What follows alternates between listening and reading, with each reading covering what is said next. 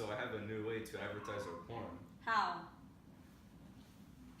I plan to hand deliver these magazines to all the nearby houses.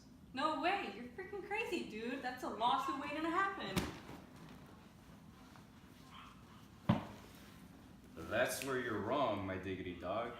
It's going to be huge.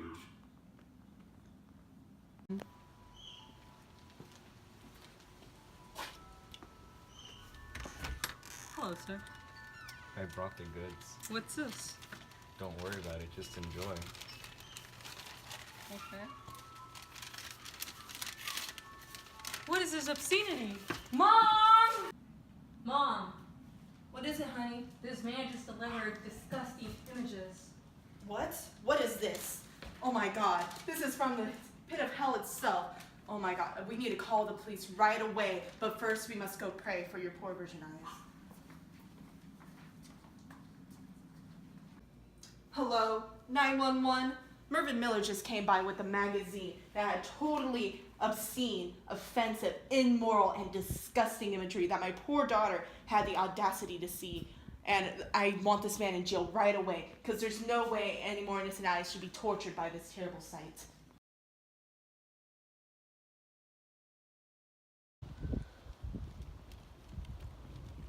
Miller, you're under arrest for violating California Code 3.112.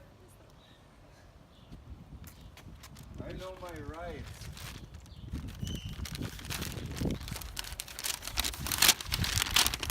Yeah, you know you're right.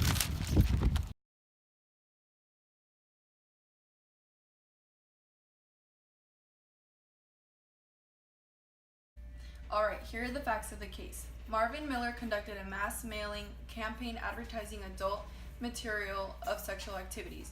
One was mailed to restaurant without request for such mail. The state of California holds that Miller's actions constitute a misdemeanor under California Penal Code 311.2, as he knowingly distributed obscene material, and his conviction was upheld by the appellate court in California. The question we must answer is, does California Penal Code 311.2 banning the distribution as obscene material violates the protections of the First Amendment and the 14th Amendment? Personally, I think that pornography is not protected by the person. I think the court should not allow a man to be convicted of selling obscene articles if the sale occurs before the court has determined such an article to be obscene. Sending a man to jail for violating standards that are undefined, unclear, and difficult to apply is a terrible thing to do. The First Amendment does not guarantee or imply an exception from these protections, especially not to the speech that is targeted because it is offensive to some individuals. The court has not granted powers to define obscenity. Well, I spoke to the others and they agreed. It is a 5-4 decision favoring that is not protected by the First Amendment. We've also established a new test to determine what is obscene and what is not. The decision will be told to Mr. Miller in court tomorrow.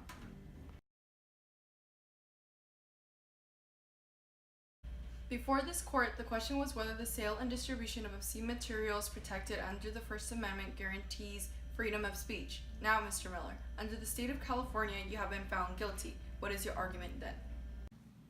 So I was simply trying to advertise for my style, Mr. Judge. Although some may find it offensive and inappropriate, I find it has artistic value. Therefore, it is my brochures that are protected under the First Amendment of freedom of speech, is it not, Mr. Berger? Well, Mr. Miller, obscene material are defined as those that the average person applying contemporary community standards find taken as a whole appeal to the prurient interests that depict or describe in a patently offensive way sexual conduct or extraterritorial function specifically defined by applicable state law, and that the work taken as a whole lacks serious literary, artistic, political, or scientific value. So I'm innocent? No, you're very much guilty. Well, are you sure, Mr. Judge, that you took into account the standards set by the Memoirs versus Massachusetts? Are you sure that my material is utterly without redeeming social value?